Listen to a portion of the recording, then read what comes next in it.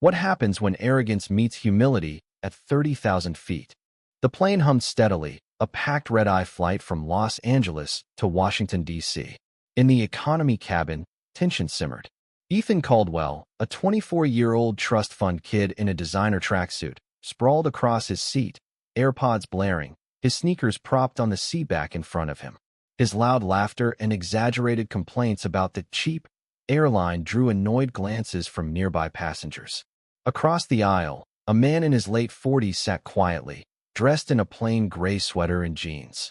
His face was weathered but calm, his eyes fixed on a worn paperback novel. Ethan noticed him and smirked, sensing an easy target. "Hey, old man," Ethan called out, loud enough for half the cabin to hear. "What's with the thrift store look? You sneak onto this flight or something?" A few passengers chuckled nervously, but the man didn't react. He turned a page, his expression unchanged. Ethan, emboldened, leaned closer. "What, you mute? Bet you're some nobody who's never done anything important." The man's eyes flicked up briefly, meeting Ethan's with a steady gaze, then returned to his book. Ethan's mocking continued through the flight. He mimicked the man's silence, complained about sitting near such a loser, and even snapped a photo, posting it online with a caption, "Stuck next to this guy who looks like he lives in a cardboard box."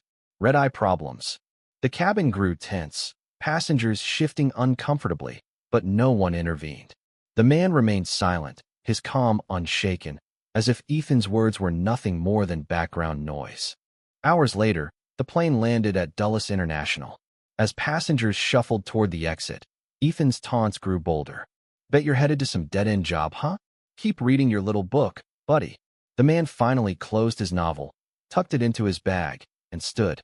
He was taller than Ethan expected, his posture straight, exuding quiet strength. Without a word, he moved toward the jetway. Ethan, still grinning, followed, ready to fire off one last jab.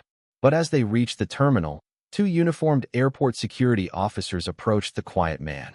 Ethan froze, expecting trouble. Instead, the officers saluted. "Colonel Bennett, sir," one said respectfully. "The escort is ready.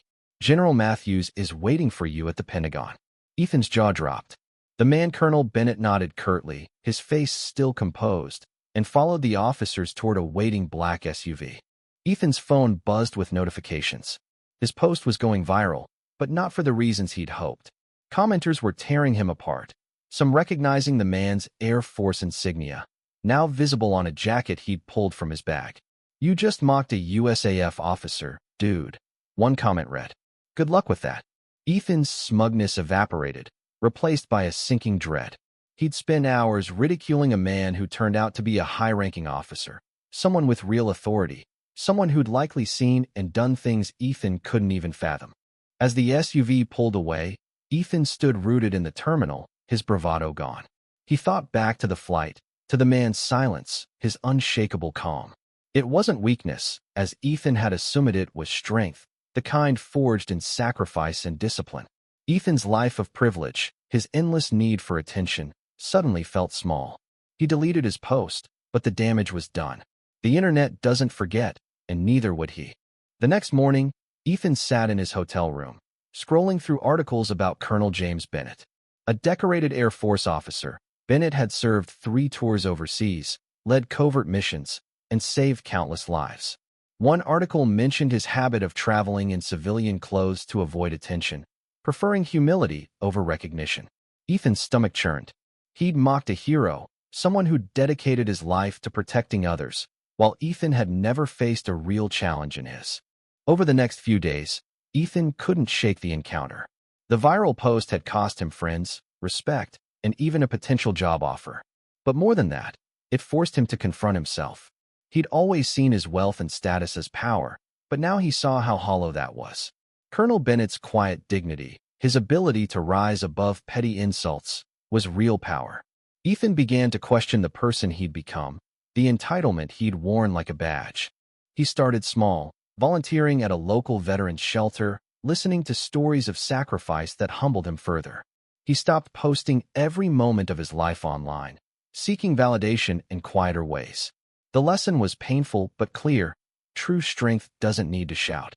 It endures, it serves, it stays silent when words are cheap. Months later, Ethan found himself at an airport again, this time quieter, more aware.